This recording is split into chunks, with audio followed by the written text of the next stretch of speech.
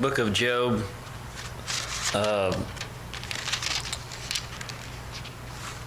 chapter 1, verses 20 through 22.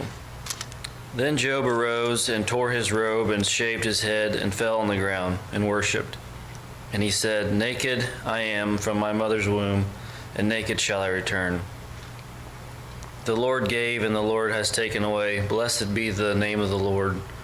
In all this, Job did not sin or charge God with wrong.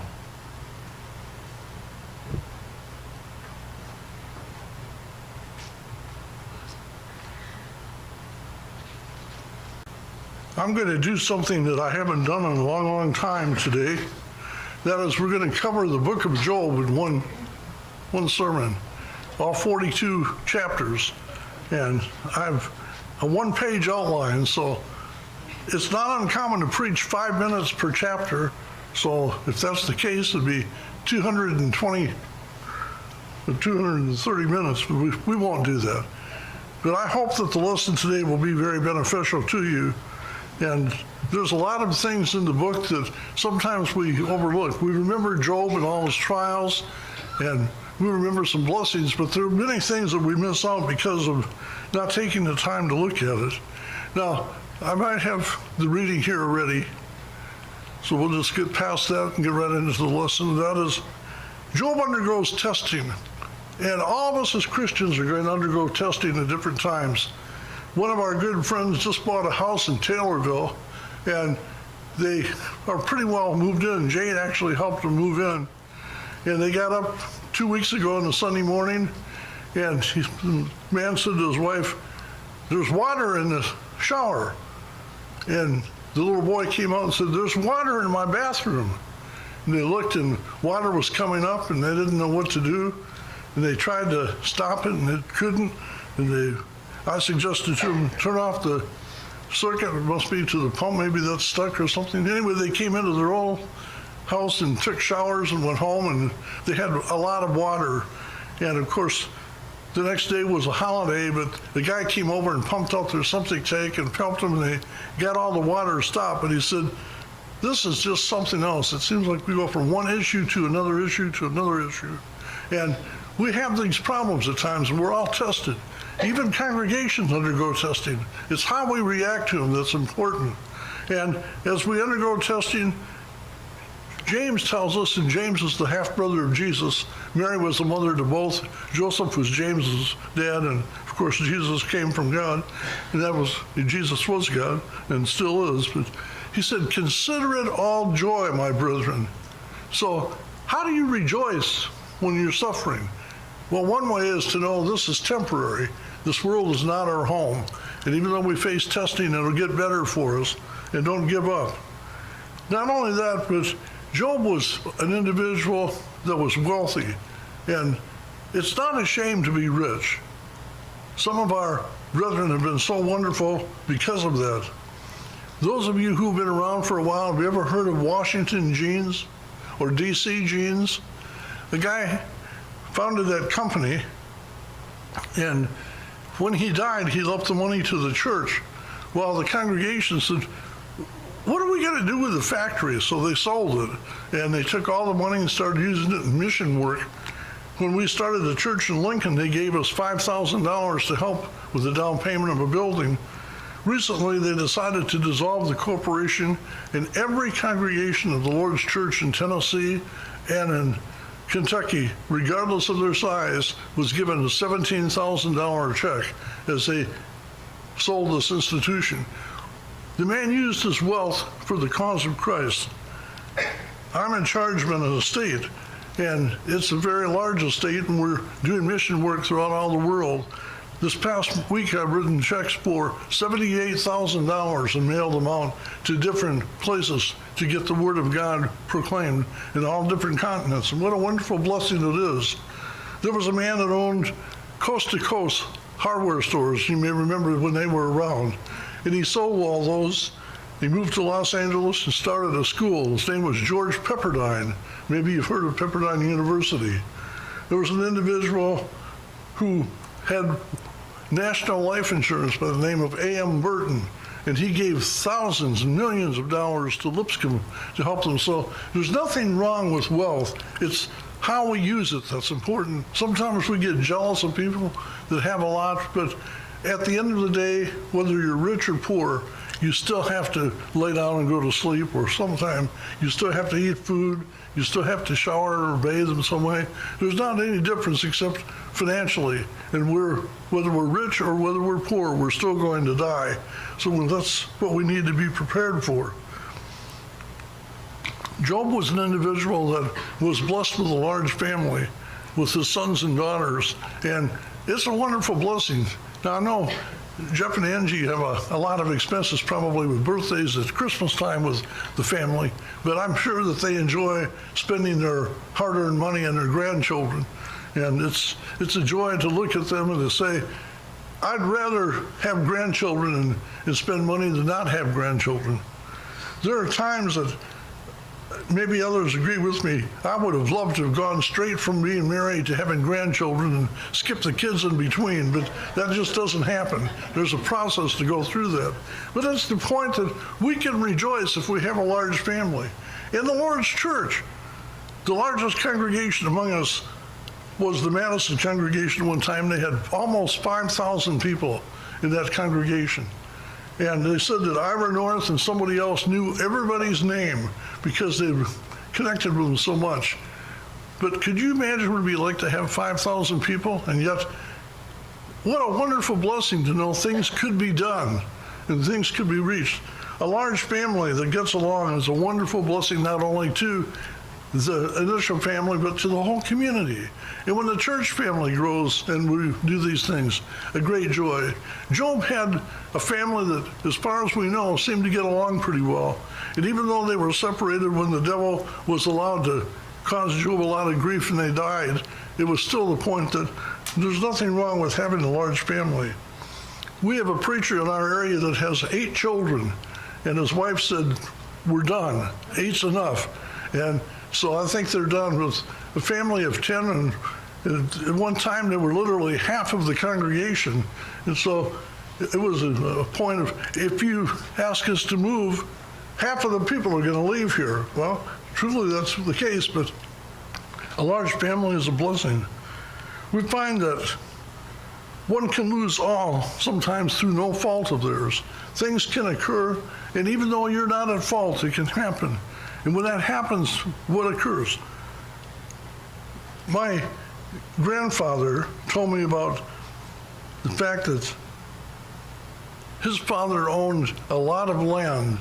He had 640 acres at one time, and he sold all that land, and he bought an entire city block of land in the city where they were living. He had a $10,000 outstanding debt, and he was going to bring the crops in, and was the amount of money from the crops and what he had saved, the $10,000 was going to be paid off in 2 weeks. And the banker said, it's due today. He said, I'll pay it in 2 weeks. And the banker said, we will not give you an extension. And they took it all away from him. And so he lost the whole city block and everything he put in. And there was some bitterness, but he still survived and things went on. But he felt like it was very unfair because it was not his fault that they had to delay the harvest for a while because of the weather. Nevertheless, the person refused to budge, and they knew that they were getting a good deal, and they mistreated him. When we have things happen to us, we wonder, why me? Gloom and despair and agony on me. Why is it always me? Any kind of luck I have is bad luck. But be grateful and know that even if we leave this world destitute, Job said, I was naked when I came into the world. I'm going to be naked when I return. Blessed be the name of the Lord. Even if you have nothing, still be grateful that you did have it for a while. And if not, it's not a big issue. We find that the devil causes trouble for his opponents. And if you're not his opponent, he may not cause you any trouble. If a congregation is doing absolutely nothing, the devil usually doesn't bother them very much. What's the sense of it? He's already won them. They're not trying to reach out to people. They're not doing anything, so just leave them alone and go to where people are busy. But if you're working, the devil's going to cause problems. And he said to Job was discussed with God and the devil said, "You can do whatever you want to my servant Job, except take his life." Well, the devil just thought, I'm going to take away his family, I'm going to take away his wealth, I'm going to take away his health, and then we'll show you, God, he really only likes you for the good. And when things get bad, he's going to get away faster than a rat in a sinking ship. But that didn't occur. Job still stayed faithful. And when the devil causes us trouble, we consider it joy if we look at it by saying, I'm grateful that I'm worthy to suffer as a Christian. Paul pointed that out. Even though he suffered as a Christian, he was thankful for that.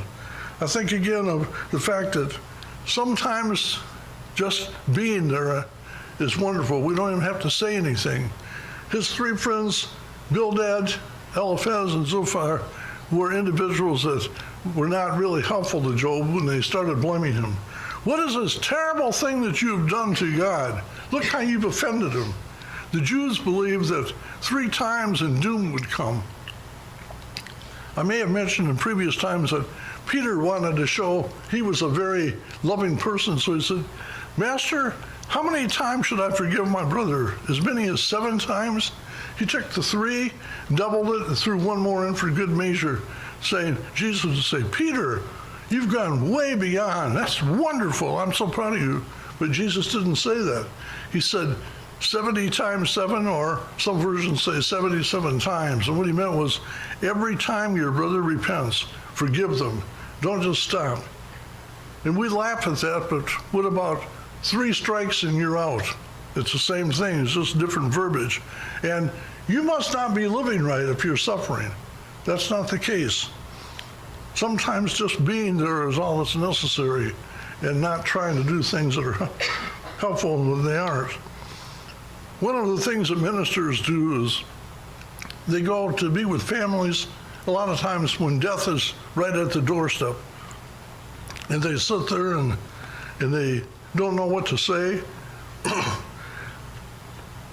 I was with a young man and he was talking to a family and the mother was about to leave this world. And he said, my mother had the same illness and the doctor came in and he really worked hard to take care of her. And I said, well, what happened? He said, oh, she died, but the doctor came in and tried to work with her. That's probably not what you need to tell somebody when death is occurring. Yeah, my mother died from the same thing, and it just happens. We need to be a little more concerned in that. And when Job's friends just sat there, that meant more to him than when they started condemning him. Sometimes just being present is all that's necessary. Why do you suppose it is that cats and dogs are so popular in our country, especially dogs? If you have a dog, and you don't have to admit it, but how many people talk to their dogs? Okay, we have one convert over here, but it's the point of people talk to their dogs. Why? First of all, dogs aren't going to talk back. Secondly, no matter how miserable you are, the dog will still love you. And even if you've had a horrible day, you come home and they jump up and down, they're excited, and they'll sometimes just lay down next to you when they know that you're troubled, just to be there. And it's a comforting feeling. How much could we elevate that as Christians by saying, we're just going to sit with you and let you know that we love you, and we won't even need to talk. And that means a lot to people. So silence is sometimes enough. I mentioned Eliphaz, Bildad, and Zophar, Job's 3 friends. They discussed his sufferings. But the sufferings they talked about are, what can we do? What have you done? How do you get out of this? Well, it's the point that they were missing, that Job really was not guilty, even though they thought he was. They discussed the sufferings instead of the situation of, how can we help you to overcome this? As they started blaming Job, eventually he gets to the point where he needs to defend himself. I was talking today with our new sister here and her brother, and I said to her, are you behaving yourself? She said, yes. And I asked her brother, is she behaving herself? He said, yes. I said, what about you? No. And I said, well, I like honesty. That's good. But it's the point that sometimes we like to talk about other people and their problems. Job finally had enough of it, and he defended himself by saying, I'm not responsible for all of this. I'm not the guilty one.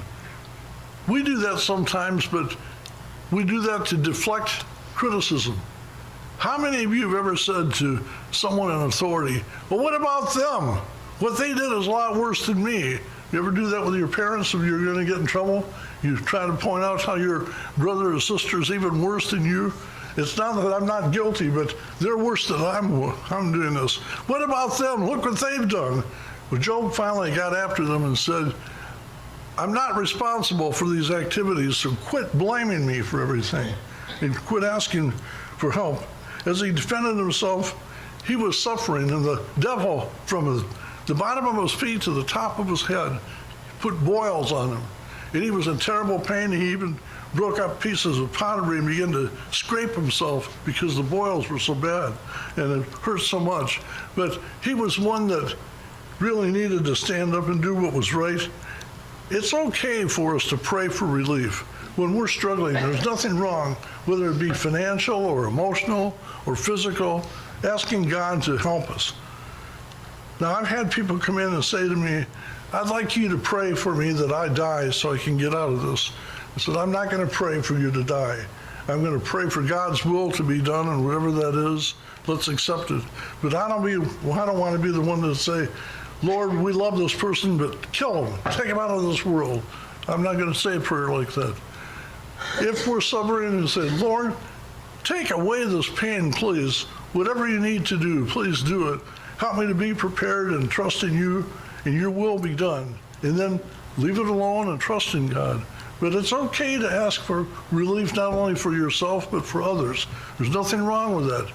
Job was asking for relief because the pain was so great. Everybody in this room, it doesn't matter what your age, faces some kinds of pain and agony and illnesses at different times. And some are more debilitating than others. As we get older, our back goes out more often than we do. But it's the point that whatever occurs, we still need to trust in God and know that He will help us and take care of us. If you're doing anything at all, you can expect to be falsely accused. You suppose that things have been said about you by others that are not true? Has that ever happened to you in your life? If not, you haven't lived very long. Because no matter what happens, somebody's going to blame you, and details are going to change. If I started with Jenny and I whispered something in her ear, and we went all the way around the room, we got back to Jenny, it would be different than when we started. There would be some editing, some things that were not right. You ever play that game where you get in a circle and you whisper in somebody's ear, and assuming they can hear, they tell the next person when you get done it's bad?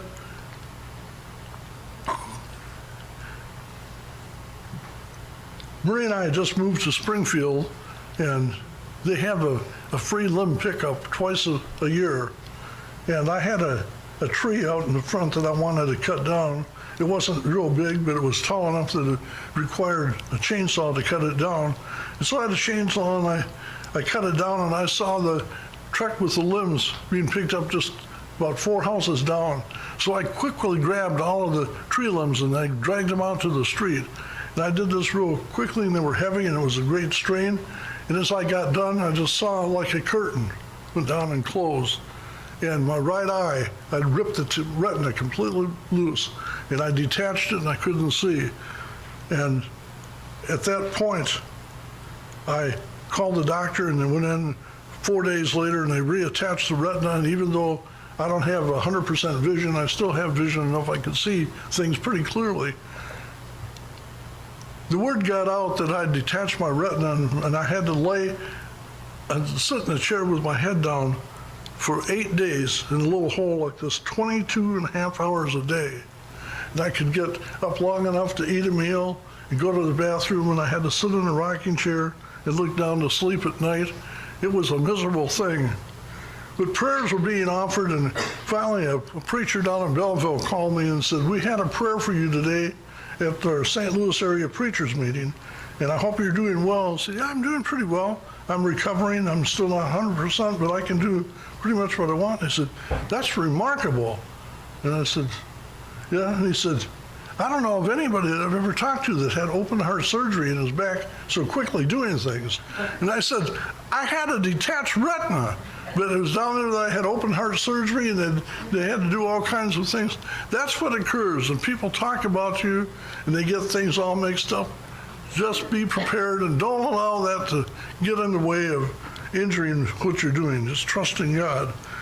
Not only that, but Elihu is a young man, and he was an individual who contends that Job needed to be punished to humble him.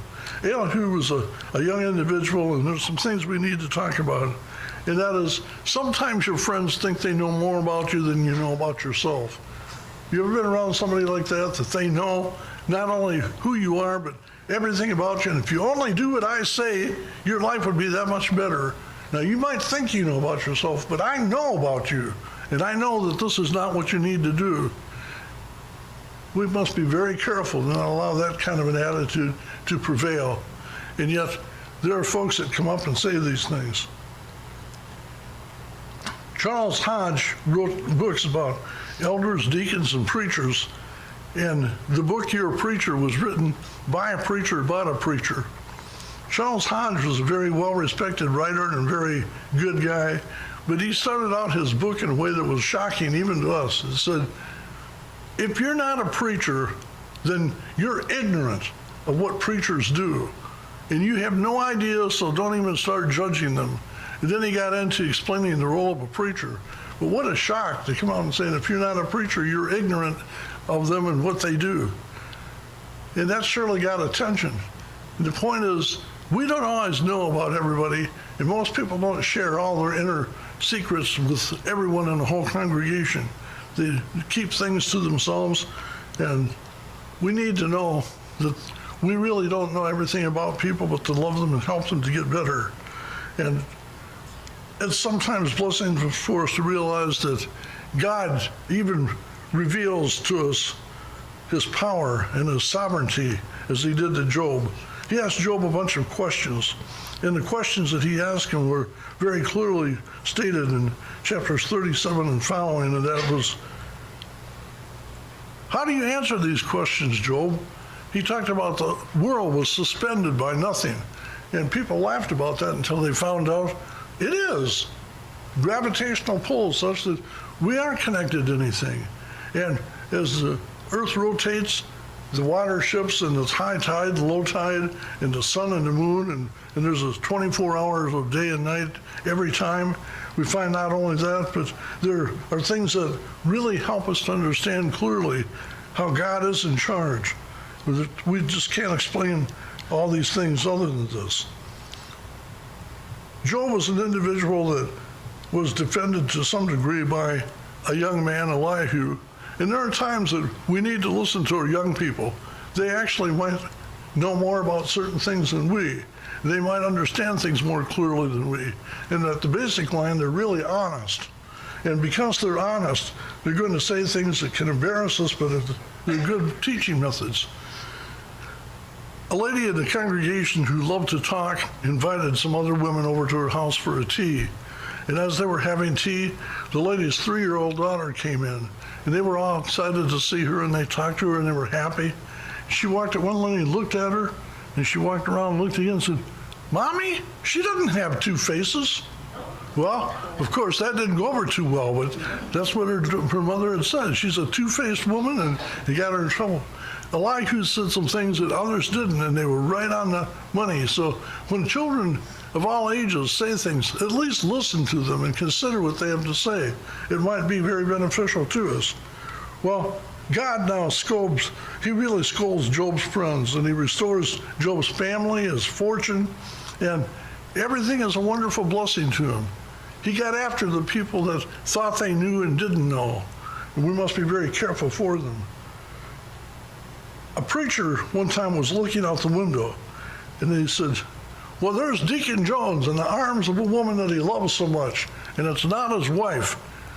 And the preacher's wife came running and jumped over the couch and almost went through the window to look and said, you idiot, that's his mother. And he said, well, who else should it be?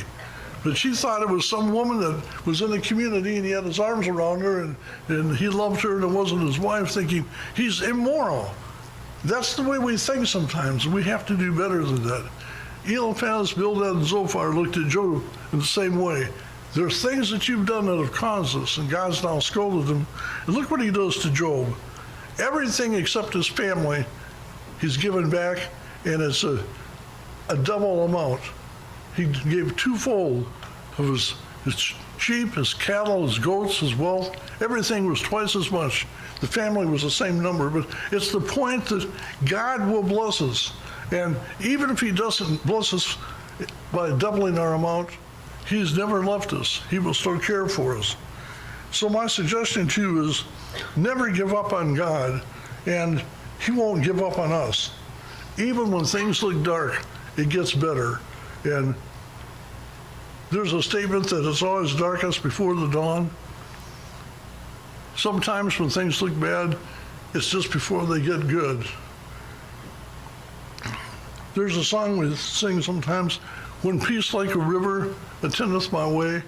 We get down to the chorus, it is well with my soul. You may be familiar with that song.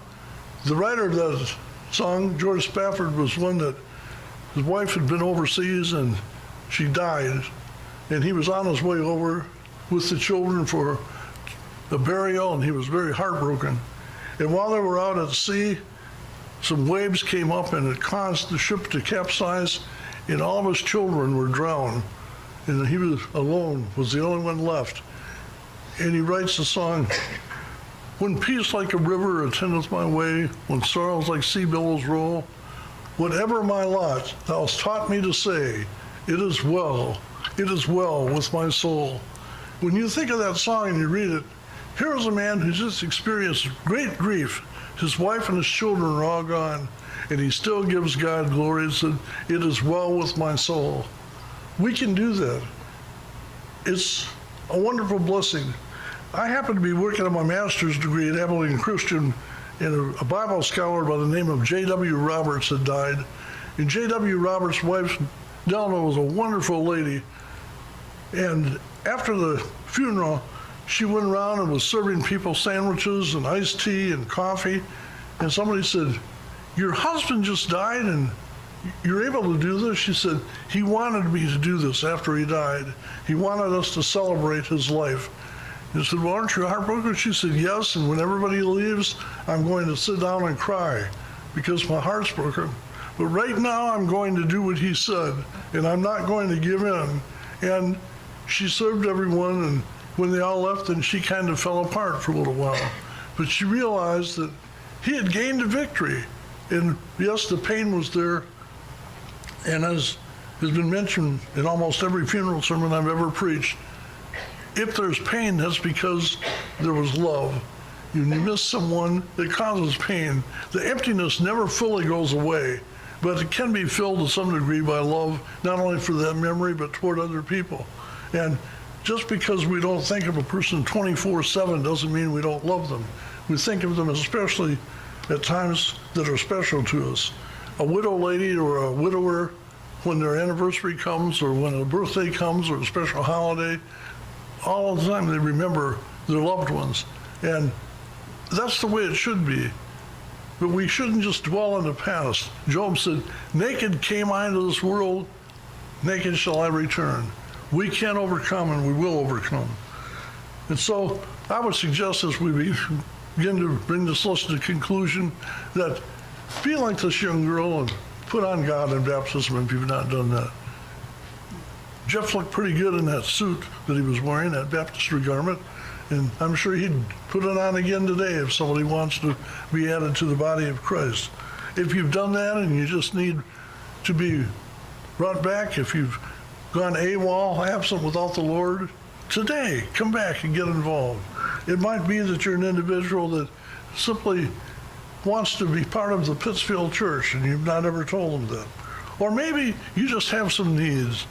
Maybe you just want prayers for things. Your life has been going on a rugged way and you're struggling and you want some help and you ask God to bless you and pray to him, asking people to help you. Now is the time to do that. Jeff has selected a song, and he wants us to simply do what God wants us to do, and that is, if you need to respond, won't you come as together we stand and sing.